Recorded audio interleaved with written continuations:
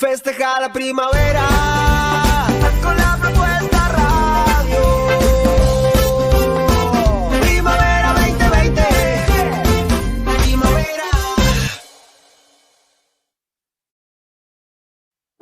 Bienvenida primavera, la propuesta radio.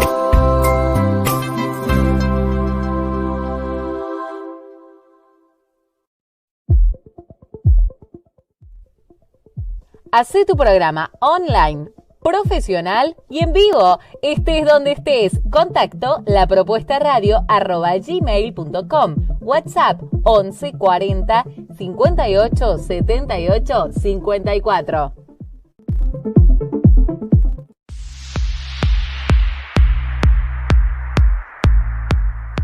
Tus clientes están en línea. Publicita con nosotros. Para más detalles podés contactarte a lapropuestaradio@gmail.com. WhatsApp 11 40 58 78 54.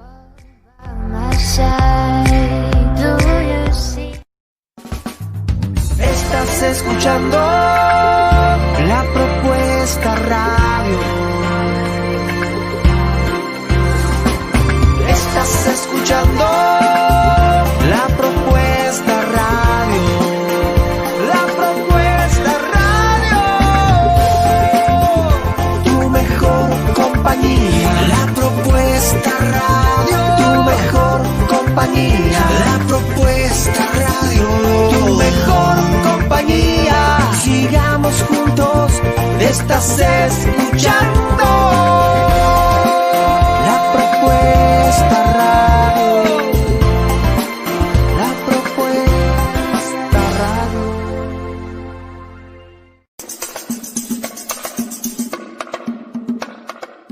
¿Querés dar a conocer tu banda? Este es tu lugar. Tu propuesta musical. El programa donde se encuentran todos los ritmos y estilos para despertar tus sentidos. Tu propuesta musical te invita a compartir una experiencia única con distintos artistas nacionales e internacionales. Desde el folclore hasta el rock. Todos los estilos. Tu propuesta musical. El lugar donde la música es la protagonista.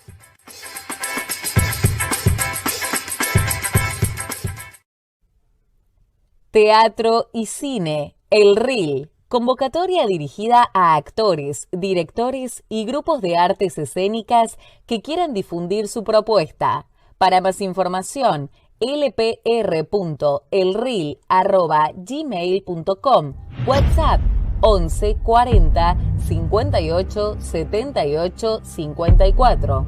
Es una producción de La Propuesta Radio.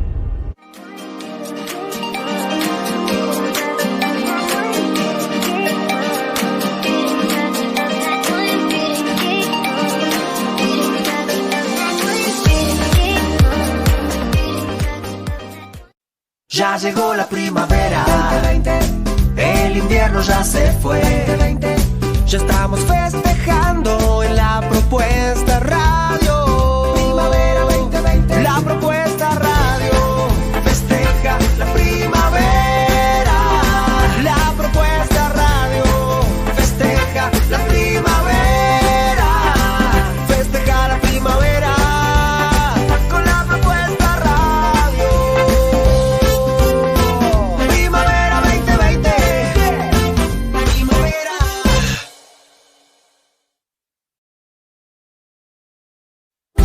Bienvenida primavera, la propuesta radio.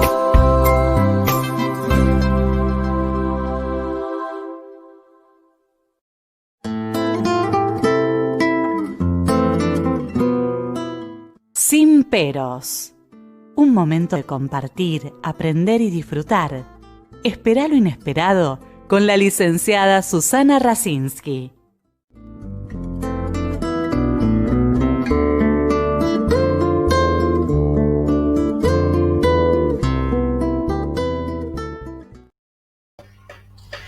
Muy buenas tardes. Hoy es un día muy especial porque tengo el gusto, el placer de recibir a una colega, amiga, y una persona con mucho empuje, porque realmente lo que ha hecho en esta pandemia con muchos de nosotros es puesta toda su libido en cómo poder seguir trabajando en un momento muy especial como el que estamos viviendo. Bienvenida, Hilda. La doctora Hilda Katz, ¿dónde estás? Acá, Acá está. Bueno, ¿qué tal? a ver, ¿qué tal? Gracias por venir. Bueno, la doctora Hilda Katz es miembro titular de la Asociación Psicoanalítica, es coproductora, directora y guionista de una película muy buena realmente que se ha pasado en congresos internacionales, Candela. Bueno, ha sido y es invitada en muchas cátedras, no solo de nuestro país, sino también de España, de Italia, y ha escrito, porque además ella es pintora, bueno, hace un montón de cosas que todos decimos cómo hace, ¿no? Porque cuando es nuestro cumpleaños, ella saca fotos, la foto que está acá en el programa, ella me la ofreció, hace de todo. Y entre otras cosas, digamos, ha escrito varios libros. En el año 2019 escribió, no sé, los tatuajes, digamos, yo lo tengo por acá, pero para no leer, libros sobre los tatuajes como marcas simbolizantes, la relevancia clínica de los tatuajes para el proceso psicoanalítico, que hoy en día vemos permanentemente, ¿no? ¿Qué nos muestran a través de los tatuajes nuestros pacientes y la gente? Podemos hacer toda una historia de los tatuajes. Luego escribió, que fuimos varios, ¿no es cierto?, trabajando psicoanálisis de niños y adolescentes, trabajando en cuarentena en tiempos de pandemia. Bien, muy bien. Trabajando en cuarentena en épocas de pandemia y post-pandemia, transformaciones sin variancia. Las redes humanas, que es lo que vamos a hablar hoy, lo humano de las redes, y después participó con otros colegas, lo voy a decir en castellano, bueno, ese es el de las redes que ahora vamos a hablar. Miedo al encierro, psicoanálisis, pandemia, descontento y cambio climático con otros autores. Bueno, es muy vasto todo, yo dije algunas de las cosas que hace, porque además es la directora del Departamento de Niños y Adolescentes de APA, y realmente yo tengo que agradecerle muchísimo, como tantos de nosotros, porque ella en toda su gestión abrió las puertas a mucha gente, no solamente de la institución. Está rodeado de gente joven de Latinoamérica, de nuestro país, y eso es gracias a ella, porque es una persona que integra, que esto forma parte del libro que vamos a presentar hoy y de otros temas, que es armar una red en un momento tan desesperante como este, de incertidumbre, de conjeturas, y bueno, y realmente, digamos, este libro que salió recién, Las redes humanas, lo humano de las redes, tuvo que ver ella como los otros libros que nos convocó a varios, porque en todos los libros, y la voy a dejar hablar a ella ahora, No, está bien. Vamos a dialogar, no, pero que lo que sentimos todos, porque yo creo que es muy importante, la gente siempre te habla de lo que hace, y yo pregunto cómo se siente. Y realmente, digamos, yo como otros compañeros nos sentimos muy bien porque ella nos convocó y hay una apertura, no es que haya habido un autoritarismo en cómo se debía escribir, qué se tenía que poner, para nada. Por eso yo digo que ahora lo vamos a presentar en la biblioteca de APA y después también va a ser los libros en la biblioteca de la Universidad de Mar del Plata, porque a mí me interesa que estos libros son herramientas para todos los profesionales de salud y educación. También para la audiencia que no es profesional, pero digamos, es lo que se está viviendo en este momento, no es que esperamos. Entonces todos pusimos lo que nos pasa, porque también formamos parte de esto. Así que bueno, bienvenida, Hilda, y bueno, un poco, ¿por qué te surgió, digamos, esto de las redes? Algo dije yo, pero me parece importante cómo te surgió, ¿no? Porque hay un término que vos utilizás, Ubuntu, que es una regla ética sudafricana, y bueno, seguí conversando. No, pero explícalo, decilo, que Bueno, es interesante. ella utiliza en el artículo una palabra que es Ubuntu, que es una regla ética sudafricana, donde una persona se hace humana a través de otra persona. ¿Qué es para nosotros el otro? Ante todo te agradezco mucho, Susana, y agradezco mucho también este programa que tenés, que llega a tanta gente en un momento como el que estamos viviendo, ¿no? Para no bajar los brazos, para seguir pensando, para sostener la subjetividad, como yo siempre digo, es la subjetividad lo que está en riesgo. ¿Cómo vamos a ser como humanos? ¿Cómo defendemos lo que consideramos humanidad hasta ahora? ¿No? Es decir, cómo nos cambia un mundo que cambia. Y yo creo que vos sos partícipe a través de este programa, con tu manera, digamos, también de invitar, con tu manera de entrevistar, con tu manera de llegar al otro y llegar a los otros. Y en este momento el tema del otro está como cuestionado, ¿no? ¿Qué pasa con el otro? ¿Es alguien del quien hay que alejarse? ¿Qué hay que temer?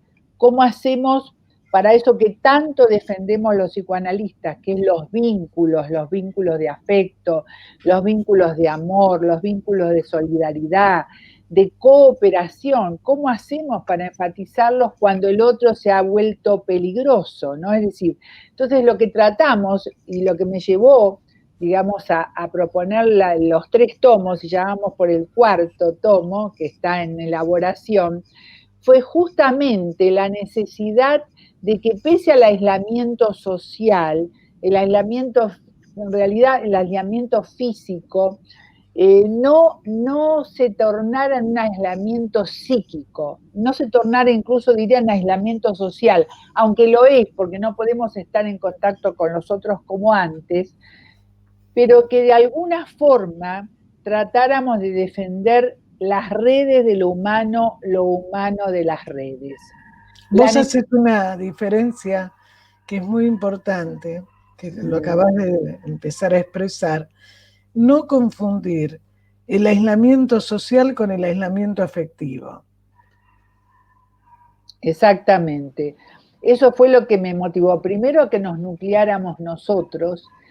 El primer tomo fue el resultado de todo el intercambio en el departamento de niños que veníamos trabajando muy intensamente, y después digo, ¿qué vamos a hacer ahora? ¿Y cómo se va a atender niños? Vamos a seguir trabajando con lo que tenemos, con lo que podemos, pero vamos a seguir defendiendo la mirada, ¿no? La mirada subjetiva, la mirada psicoanalítica, para poder crear paredes virtuales, ¿no? De alguna forma, para poder contener la tremenda angustia que despierta todo lo que estamos viviendo, ¿no? Es decir, siempre piensen que la palabra angustia, como recién me acaba de decir un paciente, me decía, angustia viene de angustus, Hilda, que es pasar por un estrecho, que justamente los romanos decían angustus, a esos estrechos que estaba el precipicio del otro lado, ¿no? Al costado. Entonces, ¿cómo hacemos para pasar, digamos, en este estrecho margen en que nos encontramos y seguir sosteniendo la tarea, seguir sosteniendo a los pacientes, seguir sosteniéndolos a los alumnos, seguir sosteniendo las presentaciones y sostenernos nosotros, ¿no?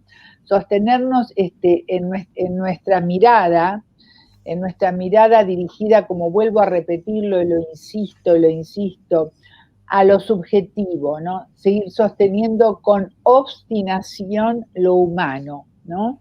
Hasta diría con prepotencia, ¿no? Y la prepotencia de crear presencia, sí. Me ibas a Vos decir. decías algo, ¿no?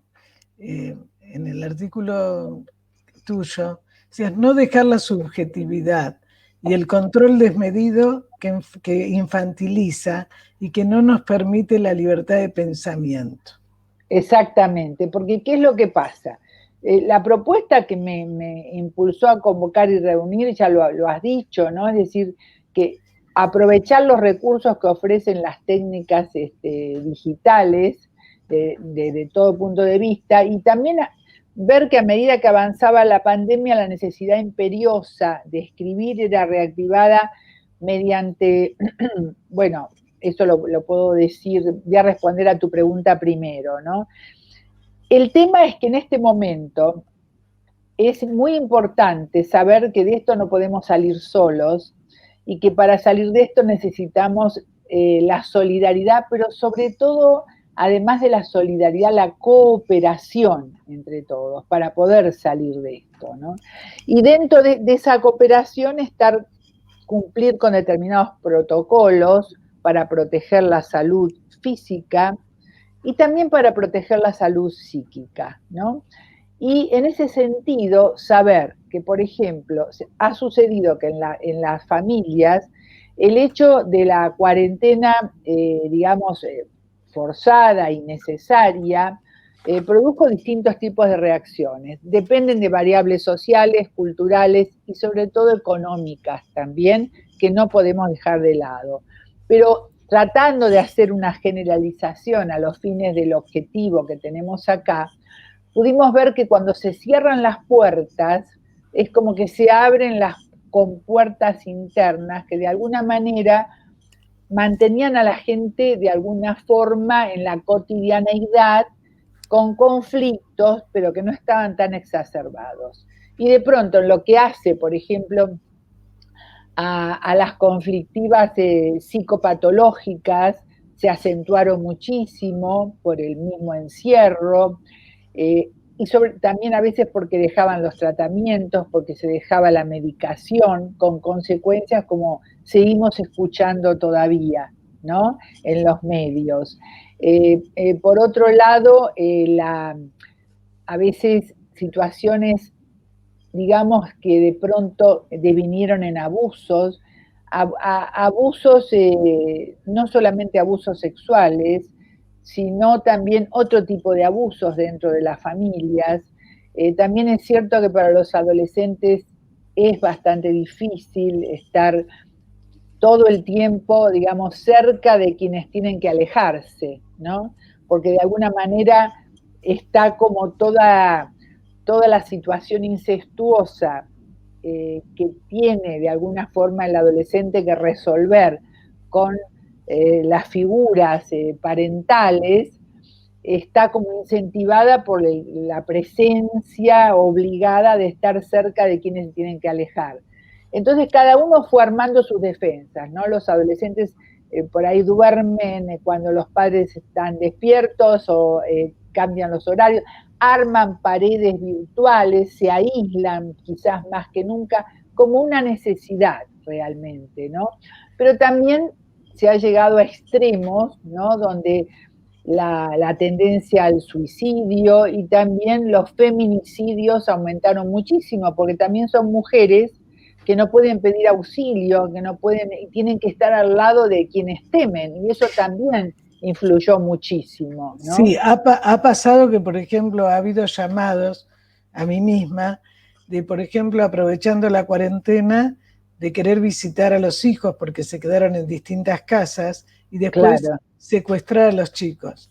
Y entonces, como tribunales no funciona, es todo un tema muy serio porque las conserjerías no siempre están funcionando adecuadamente o con equipos adecuados. Entonces, los problemas, digamos, como vos decís, se acentuaron porque además también hay un cambio en el tiempo y en el espacio, ¿no?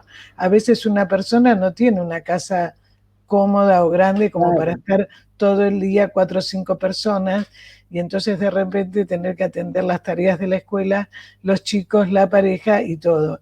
Y hemos visto que en los libros esto también se refleja, porque vuelvo a decir, es una diversidad, en esto hubo una total libertad, que justamente se ve cómo pudimos hacer con lo que teníamos, con lo que vos acabás de decir. Es decir, cómo desde la escucha, que es la invariancia, ¿no?, del psicoanálisis, pero cómo se va transformando. Pero para nosotros fue muy importante la red. Yo misma no pensaba esto del programa, o sea, surgió y me parece importante, digamos, que entre todos, porque yo no lo puedo hacer sola si no vienen ustedes, si no hay interés, o sea, en todas las cosas tenemos que estar en una red. Exactamente, una red, digamos, que sostenga y que nos comunique y que de alguna forma saque de esa sensación de estar como a distancia de todo. No, para esto lo digital sirve mucho. Y además, ¿cómo no íbamos a contar estas experiencias? ¿Cómo no iba yo a invitar a todos a que cuenten estas experiencias tan variadas, tan diversas, de distintos vértices, como la que vos traés, por ejemplo, ¿no? El tema de los chicos, de qué pasa con los chicos, el tema de qué pasa con las mujeres, con el feminicidio. Y también es cierto que hay inevitablemente, ¿no? Como hay que poner tantas situaciones, de tener en cuenta protocolos de control muy exigentes, también esos deslizamientos dentro de la familia que sin darse cuenta también se deslizan, como dijiste antes, hacia actitudes por ahí autoritarias o muy controladoras, ¿no? Es decir, que también de alguna forma inhiben o afectan la necesidad, por ejemplo, de los adolescentes de sentirse partícipes de esto, de poder, digamos, hacer redes de colaboración, de no estar exentos de la necesidad de la cooperación, tanto hacia afuera, ¿no? Mediante los medios digitales, como hacia adentro de la familia. Como también los niños, la necesidad de que se les hable claramente de lo que pasa, porque los chicos lo saben, con distinto nivel de comprensión, podríamos decir, pero se ha visto en los chicos manifestaciones de fobias infantiles, muchísimos temores, dificultades en el sueño, todo eso que hace necesario que apoyemos a las figuras parentales a que hablen, a que les hablen de lo que está sucediendo de acuerdo a la edad, de acuerdo a la posibilidad del chico, como también lo expresamos en los libros, ¿no?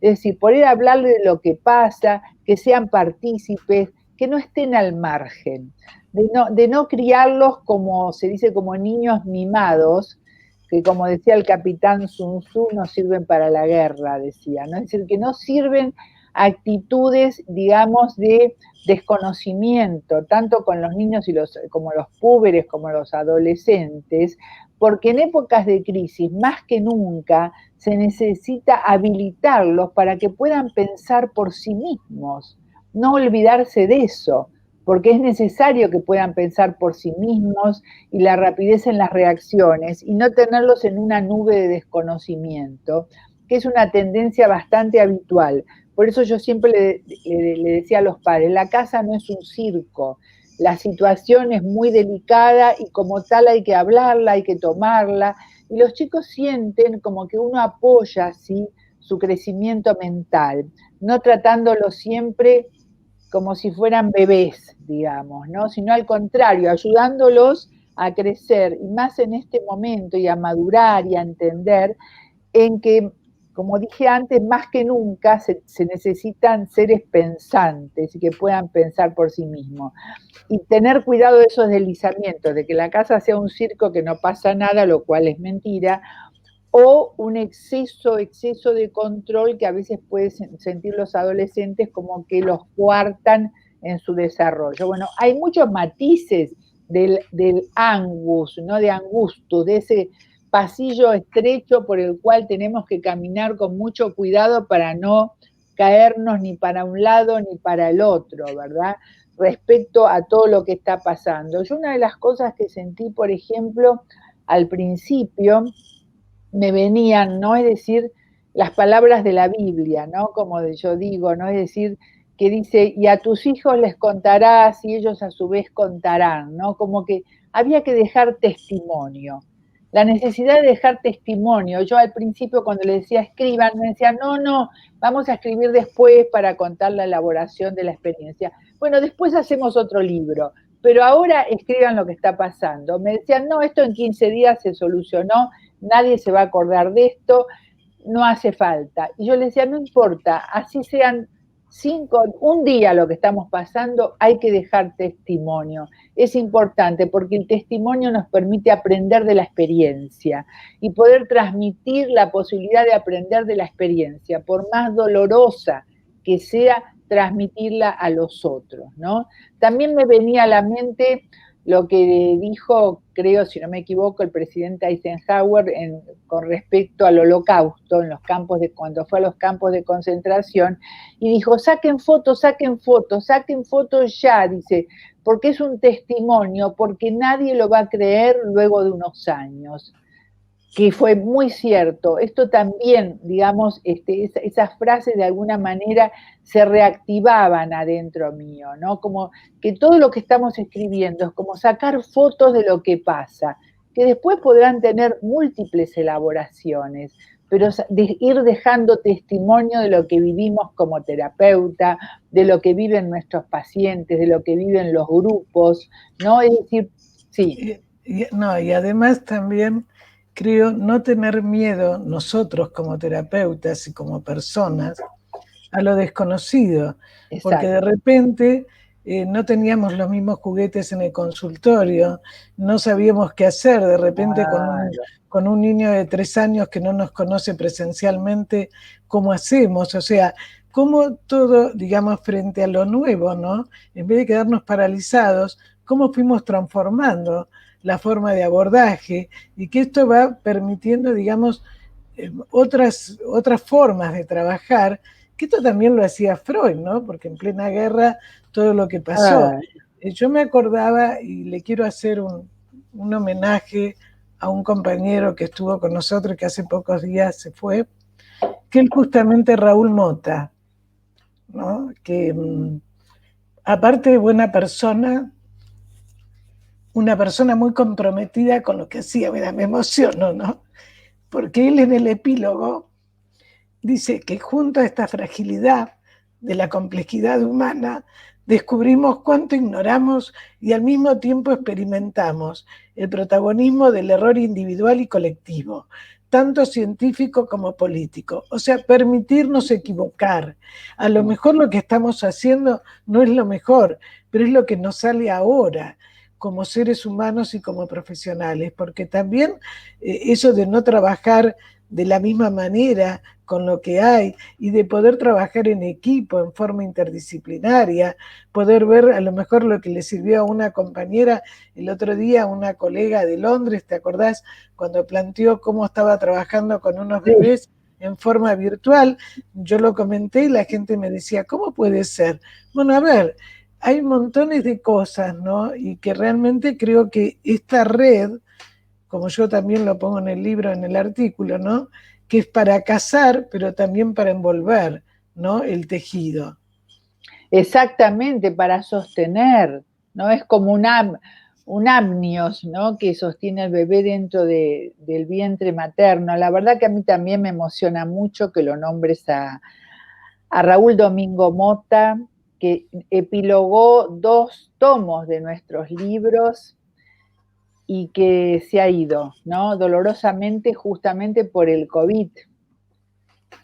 Y que justamente hablaba de la fragilidad humana, ¿no? De cómo nos pone esta pandemia ante la fragilidad humana y al mismo tiempo que es un hecho inédito, porque aunque pandemias hubo muchas, el tema de la globalización nos lleva a que se haya extendido llamativamente y además nos lleva a la concepción de la aflicción global. Hay una aflicción, un estado de duelo y aflicción global que no se puede desmentir, que no se puede dejar de considerar. ¿Qué se hace con eso? Cada uno irá viendo qué se puede hacer desde su perspectiva lo mejor posible, pero no se puede negar ese estado de duelo, de aflicción global que nos embarga a todos, del cual, ante todo, digamos, tenemos que intercambiar nuestras impresiones, las experiencias, porque estamos ante un peligro desconocido, y sus imprevisibles y trágicas consecuencias ante el horizonte de total incertidumbre en que nos encontrábamos y nos seguimos encontrando, quizás un poco menos, pero hasta ahí, ¿no? Como una forma también de soportar la violencia física y psíquica que arrastra esta apocalíptica pandemia del siglo XXI, que nos enfrenta a las pulsiones más primitivas en todos los órdenes, ¿no? Eso también hay que considerarlo, donde resulta necesario abstenerse con humildad de distorsiones defensivas de una realidad que ya de por sí es aterradora, pero que sucede también lo que dijo Camus respecto a la peste, ¿no? Que lo peor de la peste no fue solo la peste, sino lo que la peste desnudó de las almas. Y esto es algo que nuestros pacientes lo experimentan, nuestros colegas, los grupos, lo que dejó al descubierto del alma humana también la peste, ¿no? O sea, todo esto está considerando en los libros. Por supuesto que seguimos la enseñanza de nuestros pioneros de la Asociación Psicoanalítica Argentina y vimos la importancia de trabajar, de leer en grupo, nuestro trabajo, que es algo que hacemos todos los martes, y que ahora el martes empezamos con el segundo tomo, a seguir leyendo, ¿verdad? Con los invitados, y cómo del resultado de esos encuentros también se fueron generando más libros, que son los que ya tenemos en mente para seguir haciendo, porque se abren interrogantes. La importancia, como vos dijiste antes, de poder perdonarse, equivocarse, ¿no? Digamos, sostener la duda como una forma de sostener la salud mental, porque es cierto, ¿no? Y de alguna forma esos interrogantes que se siguen abriendo nos permiten ir aprendiendo de esta difícil o dolorosa experiencia de otra forma. Es decir, también resonaba en mí. Dentro de los pioneros tenemos, bueno, por supuesto el trabajar en grupo, Pichon Rivière, ¿no? Baranger, Blecher, seguro que me olvido de algunos, incluso Raskowski, y digamos Lieberman, muchos de nuestros pioneros, pero también en el plano internacional. Estaba muy presente para mí las palabras de Anna Segal, ¿no? Anna Segal, que fue una discípula directa de Melanie Klein, y tuve la oportunidad de conocerla, y cuando ella habló a respecto de un trabajo que ella hizo sobre la bomba atómica, sí. ¿no? Y ese trabajo se llama El silencio es el auténtico crimen, ¿no? Y resonaba en mí también muy fuerte esa frase de ella, que no nos quedemos en silencio, que comuniquemos, que hablemos, que escuchemos y nos escuchemos entre nosotros, cosas que a veces no son tan fáciles, ¿no? En el mundo en que veníamos viviendo, escucharse uno a otro, ¿no? Porque el silencio es el auténtico crimen, no dejar todo esto en silencio, ¿no? Y, sí. Es que una de las cosas que uno ve cuando un chico o un adulto, ¿no? No se anima a hablar por el miedo que tiene a lo que viene después. Claro. A nosotros como país nos pasó mucho con el proceso, y cuando en este momento, ¿no es cierto?, si alguien piensa distinto es como que no puede hablar. A mí me parece muy lamentable. Empecé yo el primer programa con la escucha, es decir, porque donde de alguna manera hay que escuchar todas las voces, pero con el respeto.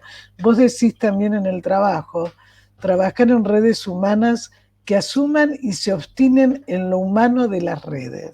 Sí, sí. Esa es la idea, exactamente.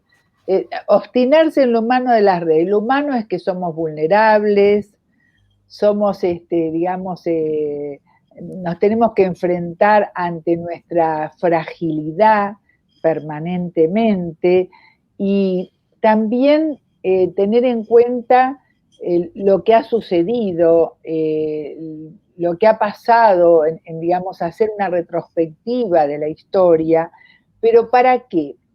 También para que nos ayude un poco a la prospectiva, ¿no?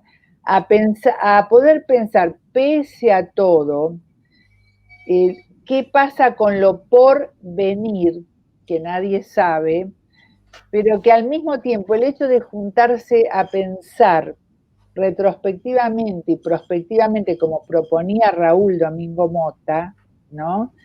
Nos permite quizás tener la esperanza de un porvenir, ¿no? Yo siempre insisto, incluso en mis trabajos, con una frase que había en una universidad en Estados Unidos, siempre, pero me parece tan representativa. Y en este momento también, ¿no? La frase que estaba un graffiti en la pared decía: por falta de interés, el futuro ha sido cancelado. Y yo creo que estamos poniendo todo el interés en el trabajo que llevamos adelante con los grupos, en el trabajo nuestro cotidiano como profesionales, en el trabajo entre nosotros, en el trabajo con los libros, escribiendo lo que pasa, aportando, transmitiendo. Estamos justamente generando mucho interés en que el futuro no se cancele, que no sabemos cómo va a ser, seguramente absolutamente diferente, pero no quiere decir que se cancele, ¿no? Esto es importante y creo que tu programa también colabora con esto, ¿no? Con la apertura, poder hablar de distintos vértices, no, digamos, tener una actitud abierta, libre e inclusiva, para permitirnos, incluso, como dijiste antes, equivocarnos también, ¿no? Sí, vos hace unos días estuviste en una mesa que a mí me encantó, que hablaste del suicidio de los adultos, con un término que vos creaste, y también el tema de los jóvenes. Yo veo que en el programa, por ejemplo, el otro día hubo unas biólogas que están haciendo un trabajo muy interesante, cómo sostener las plantas sin tóxicos y otras cosas más. Y ahora en octubre va a haber unos biólogos marinos, que es lo que están haciendo con los mares, para que no se sigan intoxicando, ¿no es cierto? Pero escuchar todas las voces, porque vos dijiste en ese encuentro, que me parece muy importante, digamos, qué pasa con los adultos, que los jóvenes reclaman permanentemente la falta de adultos. Exactamente. Ese trabajo de alguna forma lo voy a ampliar para el cuarto tomo, ¿no? El tema del adulticidio, ¿no? Es decir, un poco como si de pronto los adultos, digamos, hubieran bajado totalmente los brazos de su función y uno los encontrara como adultos, bueno, muertos, me viene la imagen de las ballenas, como hablaste de los biólogos marinos, las ballenas que se autosuicidan y aparecen en la arena, ¿no? El otro día hubo 500 ballenas en Australia, terrible.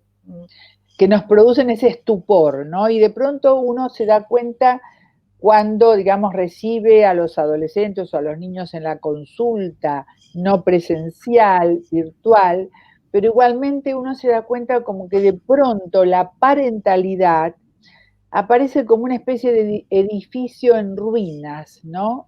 Donde la orfandad no está solo expresada en el niño, el adolescente que consulta, sino también en los mismos adultos, ¿no?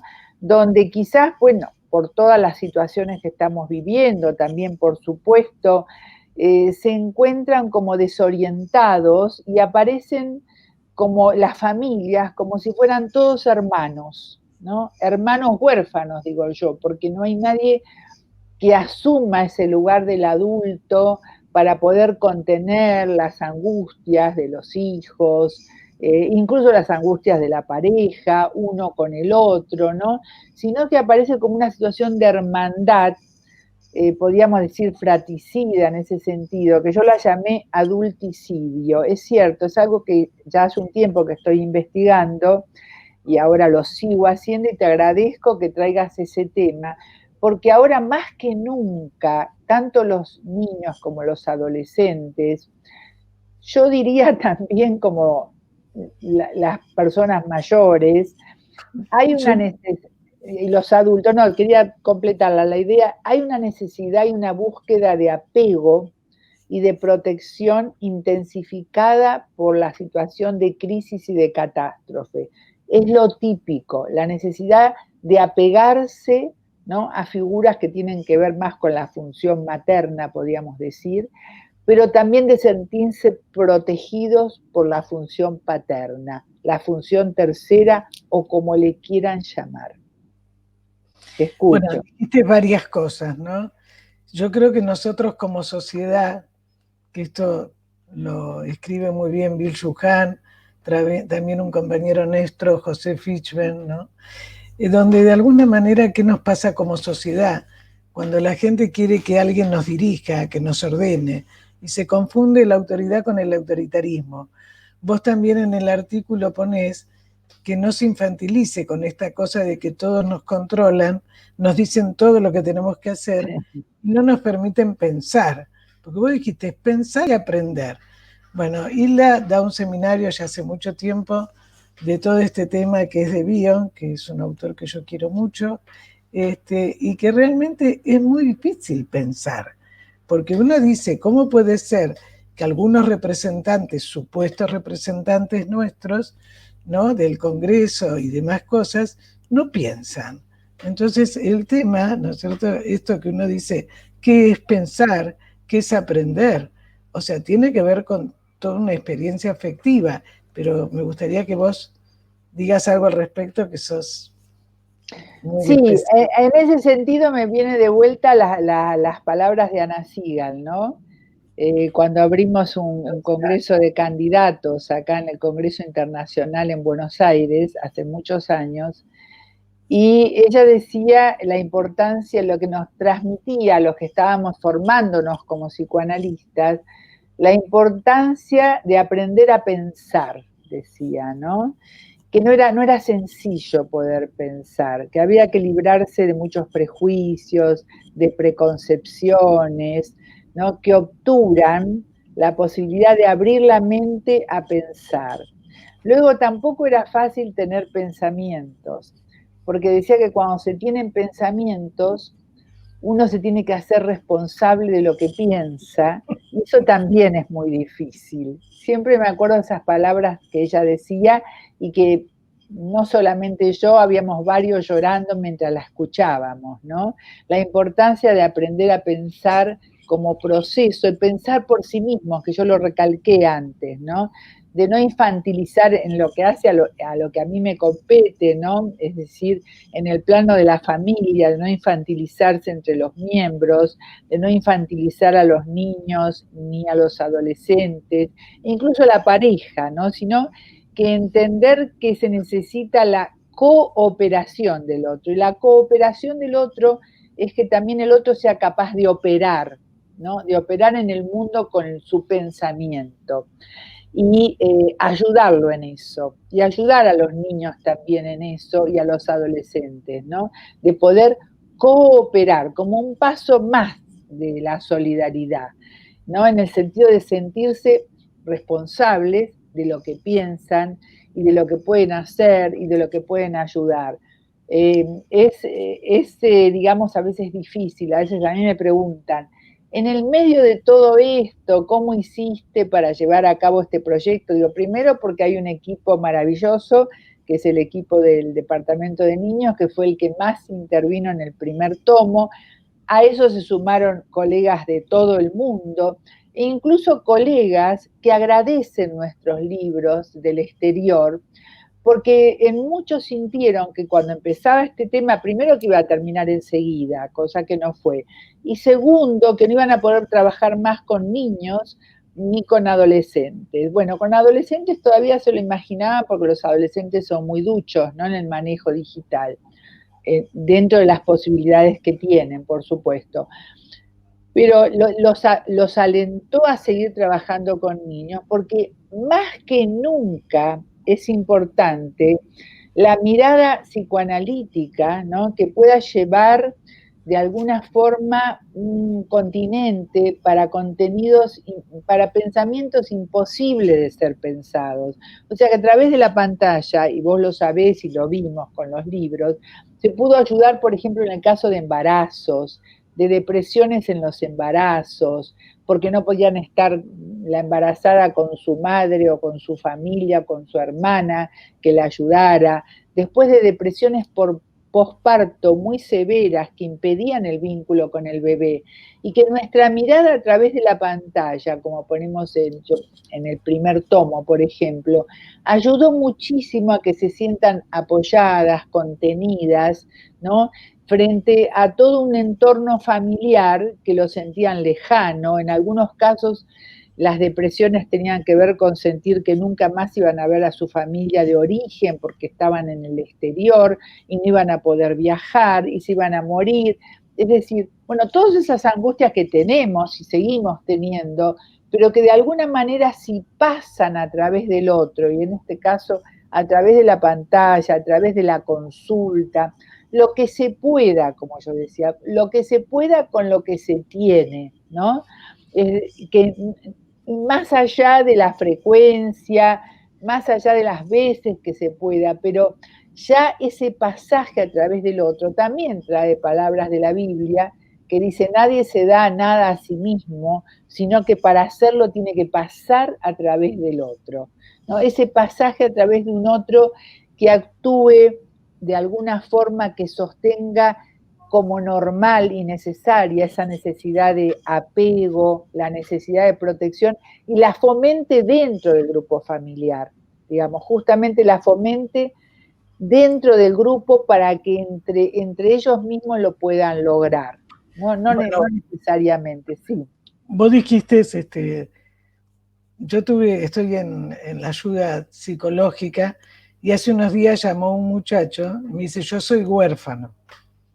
Digo, ¿cuántos años tenés? Pues me habían dicho la edad que tenía, 36 años. Los padres no habían muerto ahora. Digo, ¿no? Esta orfandad, como el chico que no comía, ¿te acordás en el primer libro?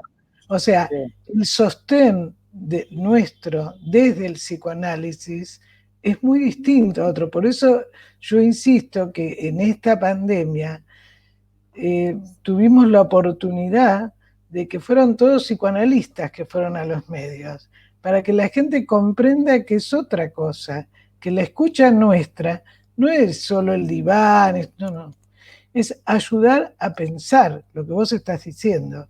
Y esto lleva a la reflexión y a la libertad del ser humano, porque si no sigue siendo atado a las ataduras de adentro. Si además ahora tenemos la atadura que hay que usar el barbijo, que no se puede salir, que esto, que lo otro, indudablemente la persona que siempre se sintió atrapada se siente mucho peor, ¿no? Por supuesto, claro. Vos dijiste algo muy importante, que es el tema de la libertad. Y yo, con respecto a la libertad, y más en este caso, creo que nos viene muy bien una frase de Hegel. Hegel decía que la libertad es el reconocimiento de la necesidad.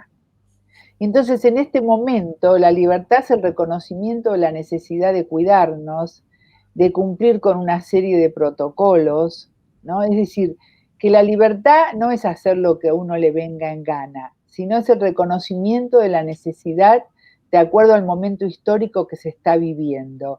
Entonces me parece muy interesante esto que traes, ¿no? Es decir, con qué concepción de la libertad nos movemos, ¿no? No una libertad como libertinaje, sino una libertad como reconocimiento de la necesidad, tanto de uno como del entorno, ¿no?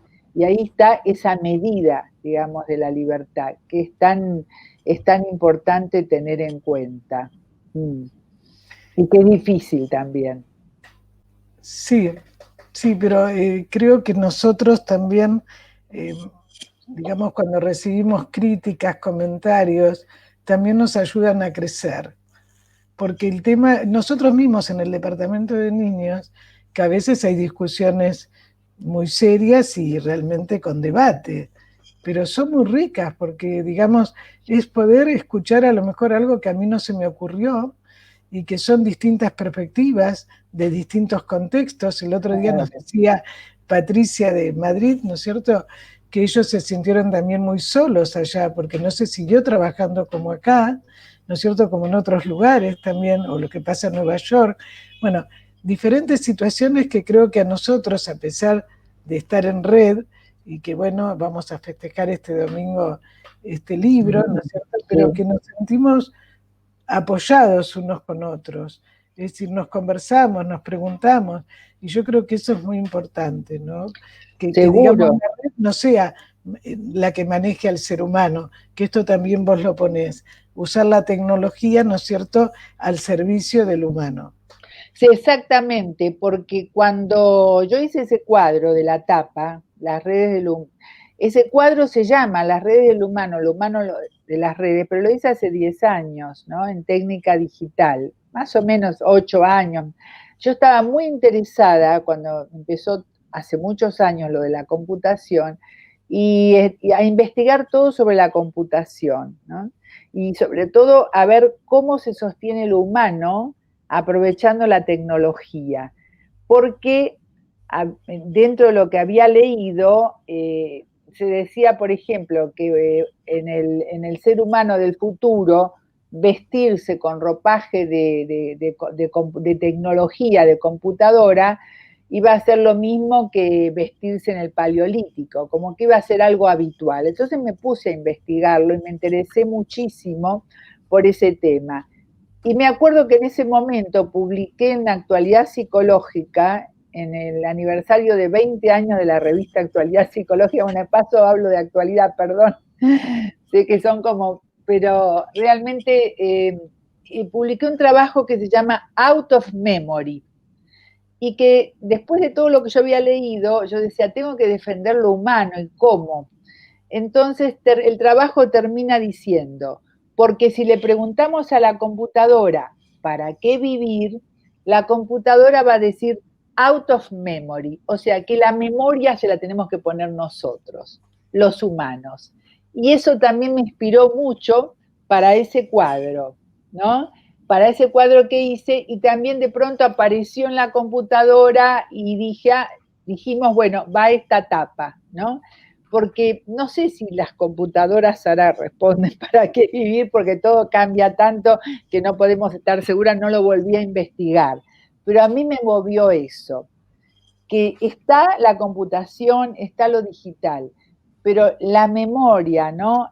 La ponemos nosotros, el trabajo lo ponemos nosotros. Y cómo se usa lo digital, nos tenemos que hacer cargo nosotros de cómo se usa lo digital y cómo se puede seguir usando, y que nos ayuda muchísimo, incluso con los niños, con el juego del garabato, con los dibujos. Hay, digamos, como resultados sorprendentes.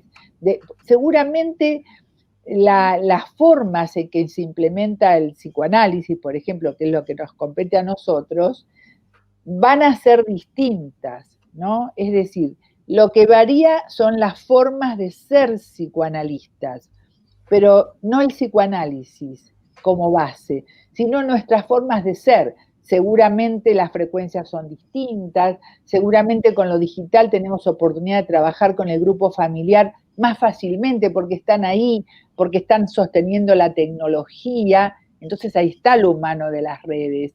Hay una función, vamos a decir, materna, una función paterna, una función tercera que está sosteniendo ahí la red, la está sosteniendo desde lo humano, y que de pronto pasa a integrar, a ser parte de la sesión, ¿no? Nos lleva, por supuesto, a lo que nos enseñaron los pioneros, a Pillon Rivière, que decía, cuando abría la puerta para ver, por ejemplo, la consulta por un niño, estaba todo el grupo familiar, y entonces él decía, que pasen los que puedan, ¿no? Y esa frase también me influyó mucho en decirles a todos, hagamos lo que podamos, que pasen los que puedan. Y un poco pasa esto en el trabajo con los niños, los púberes, ¿no? En lo digital, porque están allí, y a veces padres que nos costaba mucho convocarlos, nos es más fácil, ¿no? Están como más a la mano. Y eso es una ventaja también, ¿no? Independientemente, sí. Podríamos seguir hablando, pero me avisó el operador que ya está. Yo te agradezco muchísimo, y bueno, y creo que si querés decir alguna palabra, tuya. No, ante todo les quiero agradecer esta posibilidad a la propuesta, a Sin Peros, y a vos, por supuesto, de poder hablar tan libremente de lo que trabajamos, con tanto cariño, con tanta confianza, realmente porque, bueno, habla de nuestra tarea, de nuestro trabajo como psicoanalistas, y que, bueno, digamos, de pronto, cuando uno está en determinados trabajos o etapas, aparecen determinados autores. Y Ana Sigel vuelve a aparecer, ¿no? Y en el monumento a las Torres Gemelas, que se hizo, que está en Nueva York, las Torres Gemelas que fueron derribadas, eligieron una frase de ella, y eso para mí fue muy significativo, ¿no? Es decir, esa frase, ¿no? Que de pronto aparece ahí, y que ella dice que es cuando nuestro mundo interior está destruido, muerto y carente de amor, y cuando nuestros seres queridos se vuelven fragmentos y estamos inmersos en una indefensa desesperación, es que debemos crear nuestro mundo otra vez, juntando las piezas, juntando nuevamente las piezas e infundiendo vitalidad a esos fragmentos muertos para recrear la vida. En esto incluyo todas las pérdidas que estamos viviendo, los temores, las angustias, las ansiedades y el dolor, ¿no? Y me pareció que esta frase también tiene que ver con que estamos tratando de infundir vitalidad para poder atravesar ese estrecho angus, ¿no? De la angustia, ese pasaje estrecho, como decían los romanos, como el que estamos atravesando ahora a través de la pandemia. Muchísimas gracias. Y bueno, y los invitamos a leer los libros, los invitamos a leer los libros. Este es el libro, ¿no es cierto? Y bueno, bueno, después la gente puede comentar, preguntar, y nosotros le contestamos por el chateo del programa. Gracias. Claro, el mismo sábado. Muchísimas gracias a ustedes. Gracias.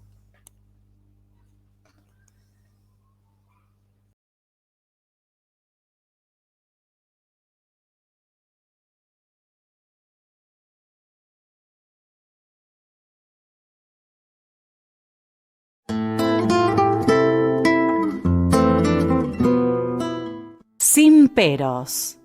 Un momento de compartir, aprender y disfrutar. Espera lo inesperado con la licenciada Susana Rasinski.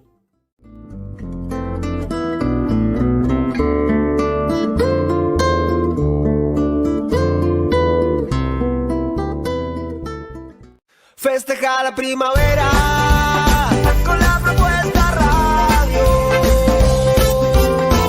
Primavera 2020. Primavera. Bienvenida primavera, la propuesta radio.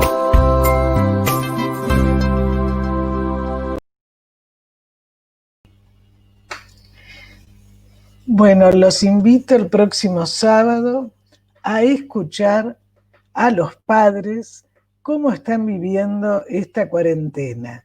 Y sobre los padres, después que los escuchemos a ellos, vamos a dialogar con la licenciada Adriana Meca. ¿Cómo escuchamos a los padres? ¿Qué pueden hacer los padres? Los espero el próximo sábado.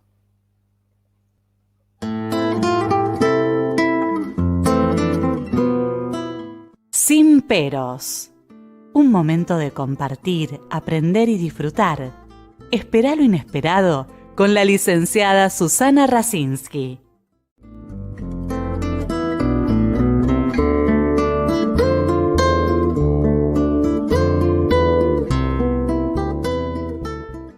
Festeja la primavera con la propuesta radio. Primavera 2020. Primavera.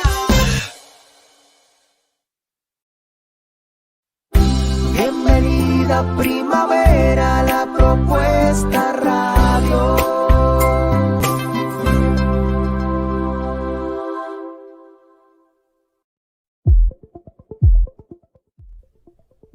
Hacé tu programa online profesional y en vivo. Estés donde estés. Contacto lapropuestaradio@gmail.com. WhatsApp 11 40 58 78 54.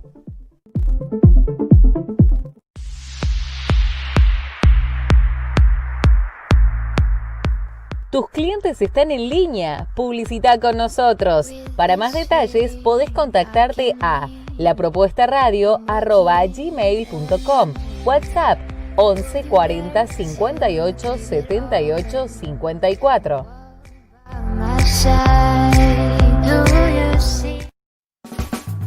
Estás escuchando La Propuesta Radio.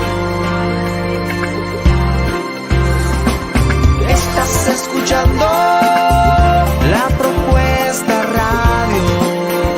La Propuesta Radio. Tu mejor compañía. La Propuesta Radio. Tu mejor compañía. La Propuesta Radio. Tu mejor compañía. Sigamos juntos. Estás escuchando La Propuesta Radio. La Propuesta Radio.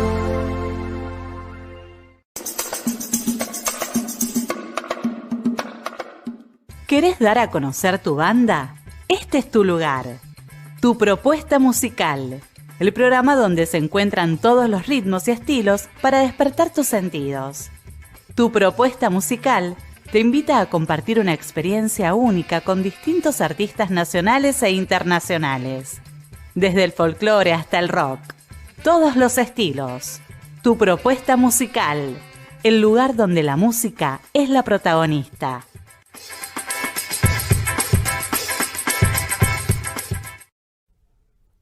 Teatro y cine, el RIL, convocatoria dirigida a actores, directores y grupos de artes escénicas que quieran difundir su propuesta.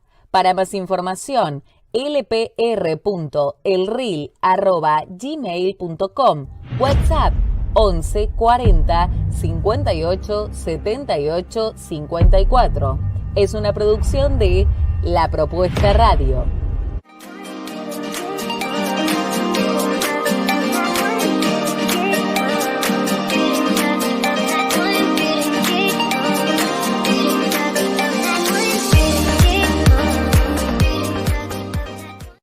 Ya llegó la primavera, 2020.